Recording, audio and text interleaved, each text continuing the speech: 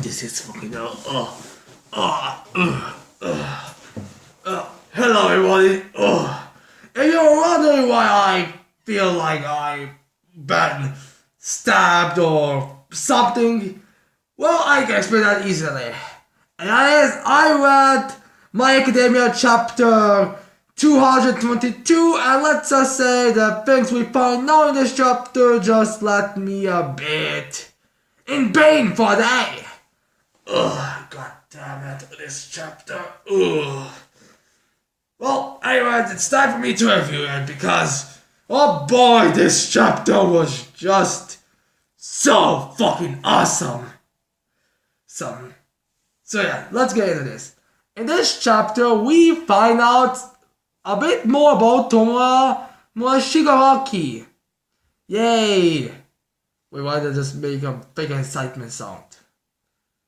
Guess. So yeah, we begin this chapter where basically find out what Tomura's real name is, which is, I believe, Toiki?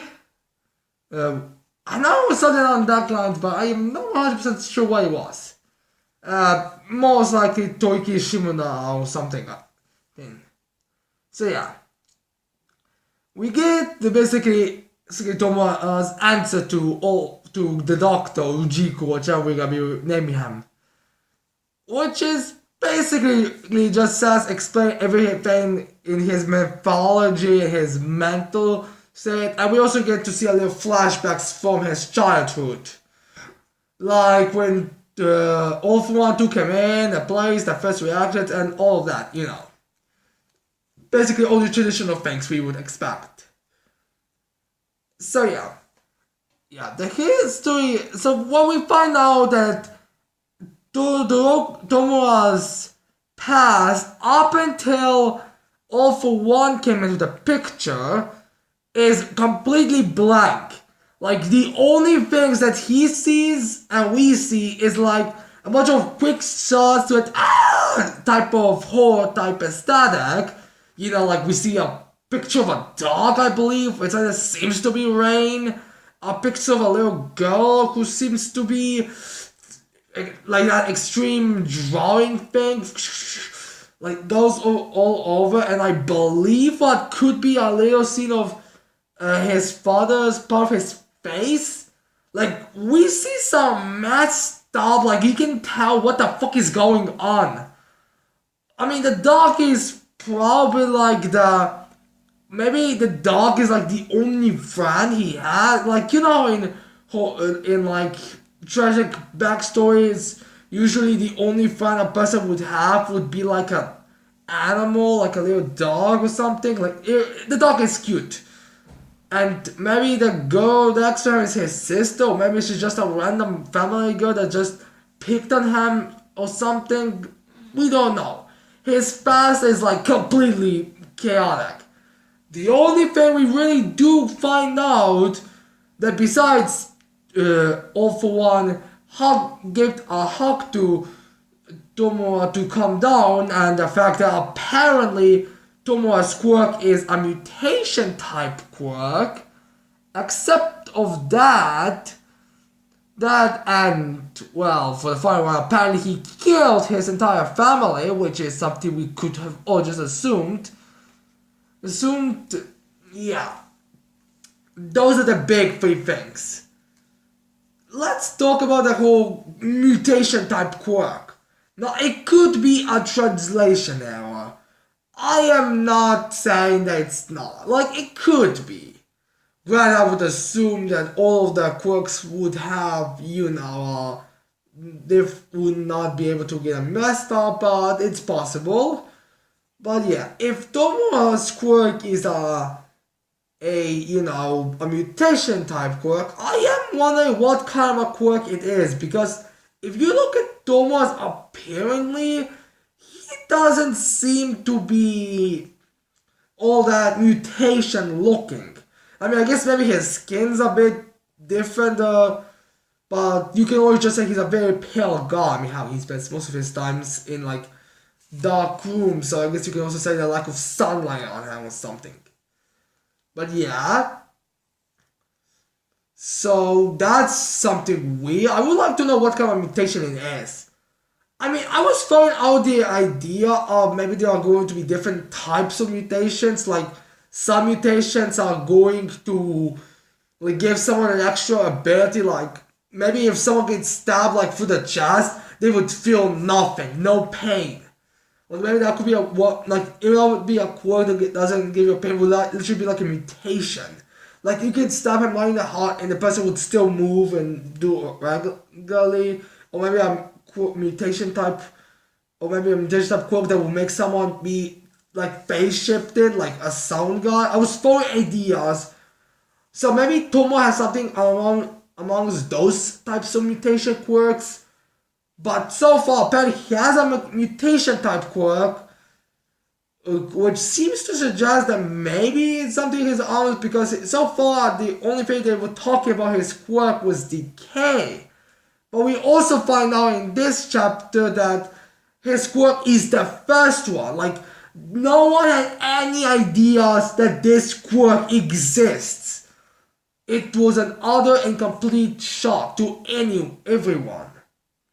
So, what could this quirk be more specifically, or maybe it's a better way to describe it? Maybe it's some kind of a quirk that like maybe the quirk has like a form or something that gives a different personality because there doesn't just be suggestion that maybe Toma completely blacks out, but I don't really know. So yeah, from what we can tell, Toma's quirk seems to be more than just five fingers and he decays stuff. What could be, we don't know, but it's possible it could be more. Maybe there are some pictures, things in anime or manga that we are missing that could lead to it, but from what I can tell, there are none. So yeah. Then the next thing we need to talk about is the whole All for One scenes.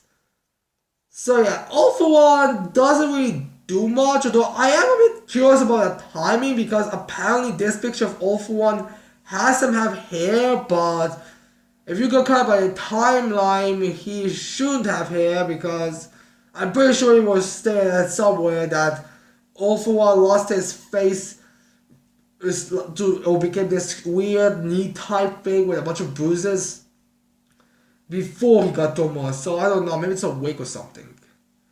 So yeah, All for One basically found him and he basically sets the things or more expanded version of what he seen.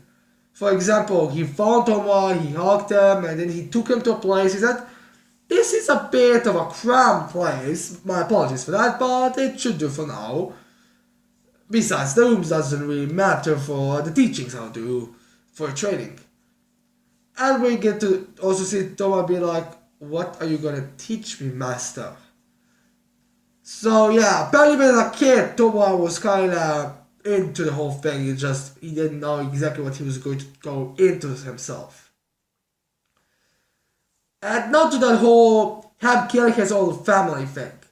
Now we don't know exactly if he killed them, because the way I kinda get the idea is some people actually saw him kill all of his family and just leave their heads, which is weird because I believe it was established that unless if Tomura cuts someone's body part before they reach the decay point, like I'll take All for One's example. When he used his hands to decay All for One, the overhaul, he decayed, but then he cut off Overhaul's hand off. He said that we don't want you to completely die. So yeah, that's weird. Weird. So maybe some people saw, maybe some people heard rumors. Basically, what everyone seems to say is a hero will come and solve everything. Let's just leave the kid alone and maybe and for the heroes to handle him. No, I don't know exactly. I mean, I could be about that girl was one of the people who was saying that. I don't really know specifically. So yeah. Yeah. No, the reason why we know that or that Tomura killed him, or at least we get that reasoning, is because those hands, like all those hands that Tomura has, they are apparently for his dead family. Which is a bit weird for me because apparently they all seem to be the same size and the exact same thing. I mean, maybe there was some alterations because I seriously doubt it all because arms don't have those things that, that extra piece of meat, well, that extra piece of steel, whatever it is, on them. I believe it was still, at least they were a little bit tweaked. So yeah, it's weird. Weird. Now it's possible that All For One killed them as form of revenge or something, and the blackout is just something that happened, like when his quirk decided to activate. But I will say that he had his quirk activate all of a sudden. So I would have to say he's around 5 or 4. I mean, when was it say that usually quirks activate? What was the age where Izuku had? That was said that he didn't have a quirk. I don't know really. But yeah. Basically, that's the whole thing. Now, the doctor also states to ask Alfred, should I tinker or fix him or something like along those lines? Which most likely means just for her to a normal. Because, I mean, this does give me that kind of vibe that I'm going to transform them to people into normals. And like I said, the normal we see later in the chapter, I would say that's a possibility. And all those theories about the normals being children is also a big possibility. Yeah. Something tells me that if All For One took a liking to Todoroki, he would most likely be a normal right now. So yeah. But anyways, let's talk about the similarities between his backstory and Eri's backstory. Now, what I feel like Hirokoshi is doing with this could be like showing us the same things that happened with Eri and Tomura. Because if you really think about it, their quirks, well not their quirks, their backstories seem to be so far very similar. For example, Eri apparently her quirk activated all of a sudden. It was previously unknown, or in Eri's case, the quirk was so that wasn't expected from the family like a completely different quirk, which we know nothing like from a parent or maybe a parent's combination quirk, no, completely different, and she kills her father by accident. Then Tomura's quirk also seems to be kind of the same thing, granted we don't exactly know what could be, like if Tomura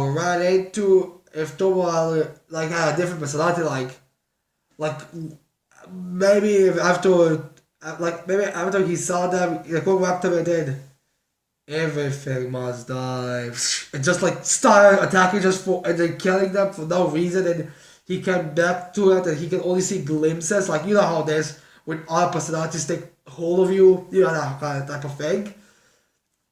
But we don't know really. Everything, so yeah.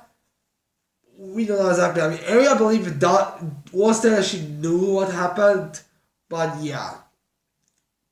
But then we get like a different glimpse or a different viewpoint. Like, Eri basically had the same thing, like, no one that was aware of the pain and trauma was going to go and tell the police or anything, but he was found out, they researched, they found even though she was supposed to be kept secret, and they came and to save her, but the difference with Tomura is that people did seem to know, because again, it wasn't complete narratives, it was seemed to be said that people who did see it, they say, Akira will come and fix this whole thing, but Akira never showed up. So yeah, Eri's version is the one where Akira does actually come and save it, where Tomura's version is the one where he's just left the banner not to even be bothered. Jesus, I hope we don't actually, I wonder how that could go though if we actually see when people found out about this. Like if someone actually did see this, and like they went to the police and they said, "There's this kid. He had a weird mutation type. I don't know what a weird mutation type quirk where he just went insane and he was able to decay his entire family, his bodies apart." I want, and then the police was like, "What are you? Jesus, this kid needs to die. No, let's just leave this kid. We'll just leave this. No, let's see. All right, we'll tell the police. All right. Also, and they went to the board or someone, and they're like, there was a stating that a kid apparently with a quirk that can decay or something has murdered his family and now is most likely still remain there. But pretty much everyone said that they just told him to stay there. What shall we do? Leave him to die. His quirk is literally a decay type quirk. The only options is that we destroy his arms, or who knows what can he do, or we continue something like that. Because we know that people with different quirks, like Shinsu who has a brainwashing quirk, they seem to be most pointed to villains and all that, so yeah. I wonder how that would go if the people were actually aware of the heroes, but no one actually came, or I wonder how, because Aries quirk, for the lack of a better term, can at least heal people. Like, she has no control of it, but if she but you saw what could done. She was able to in seconds heal Izuku's body as it was breaking up. So, yeah. But Tomura's quirk doesn't have that. I wouldn't be surprised if there's a scene later in the arc where Tomura says alright, you wanna pretend to be heroes, you think you're gonna be saving? Well, guess what? I had the same thing. Hell, I don't even fucking remember what happened. The thing I do remember is that people said to wait and a hero will come and save me when I was a child and had a quirk, and yet no one came. Face it, you fucking heroes, you're not heroes. You're just people who do things for convenience. A little girl that has a quirk that can heal everyone? First line, quickly hire as many heroes waiting to save that girl. But a boy that has a quirk that is so far just seems to be able to decay, let's leave him to die. Yeah, that's what should be done. So yeah, maybe that's what they're kind of doing. But yeah. So the whole point of this story is, because it does seem like the doctor already knew, was to say, well, no wait, before we get stop with this, there's also a scene where when the doctor brings his arms, Shigaraki, did I refer to him as Todoroki, or did I refer to more Shigaraki anyways? He has seen that where he gets on the floor and starts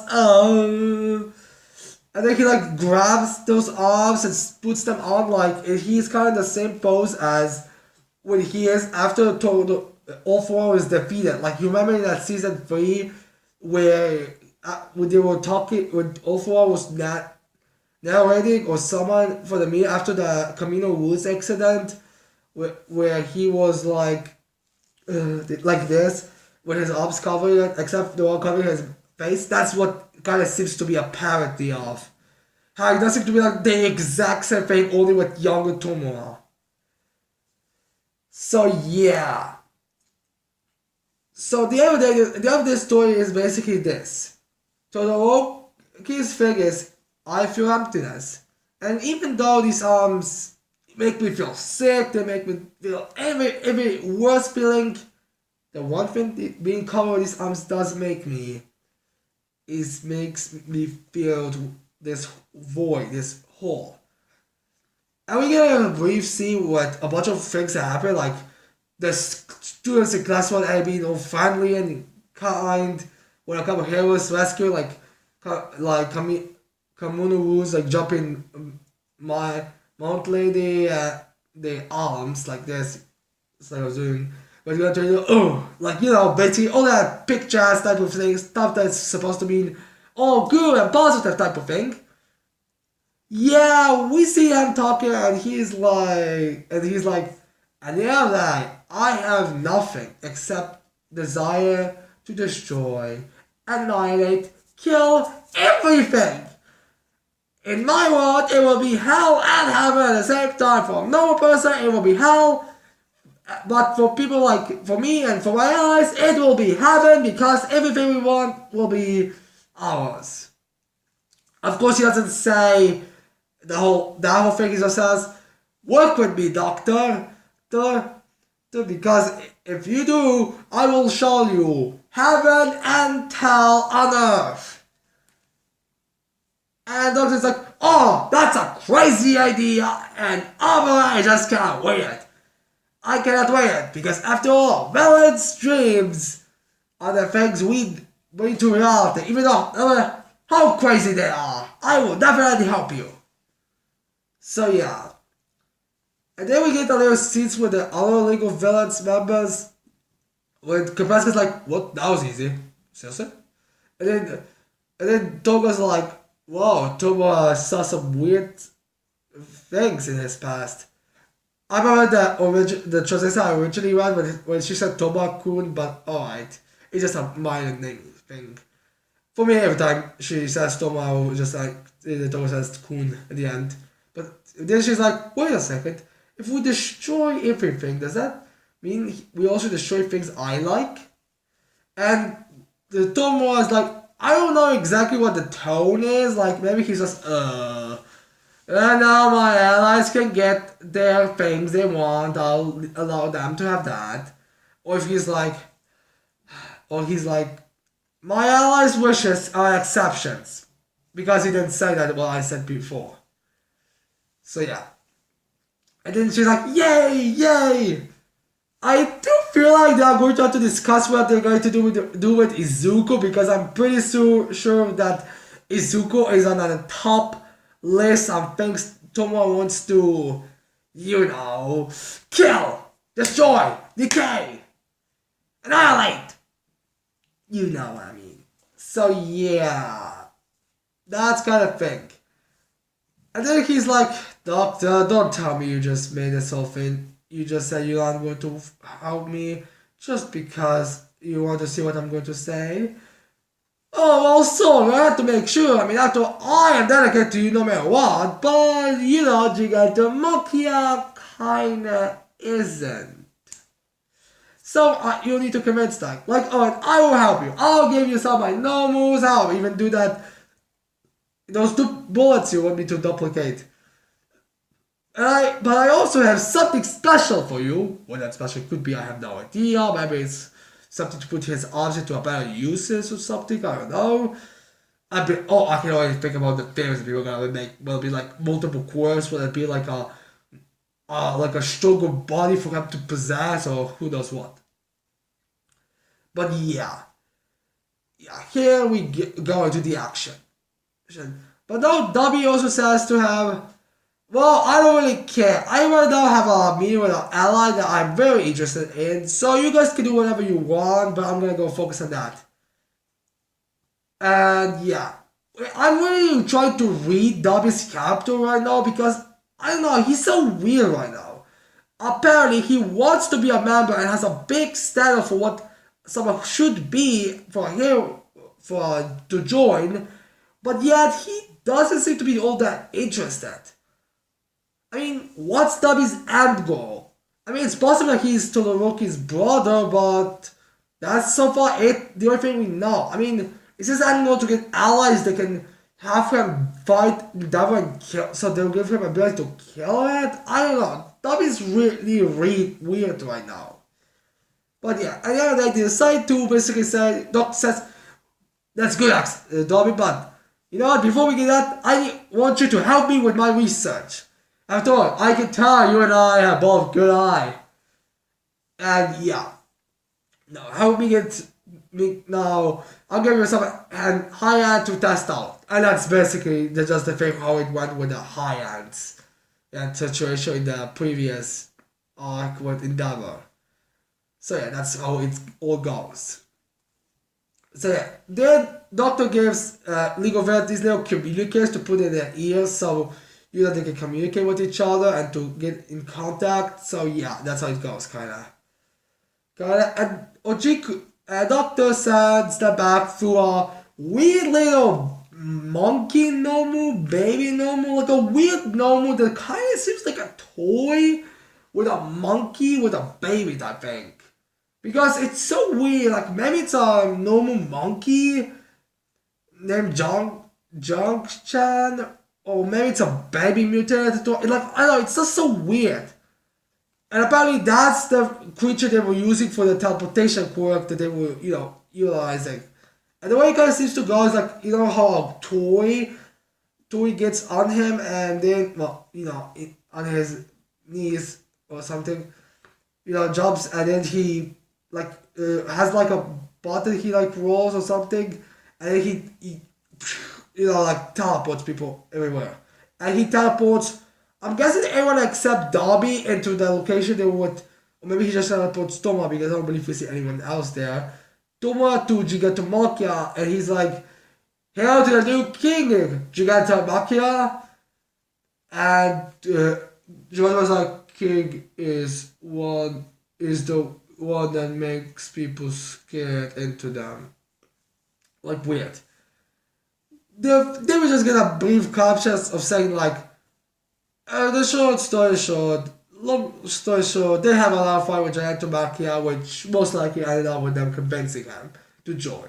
I don't know exactly how Toma would do that, like maybe he decayed one of Gigantomachia's weird hair, or maybe the spikes, or maybe Gigantomachia lost half of his arm or something. I don't know, I mean, I can imagine Doctor could do something with a lack of an arm.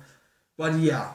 Anyways, that's how it basically goes. And then we cut into the present in which we see a weird little thing, which I was just like, what the fuck is that? Is that an organ?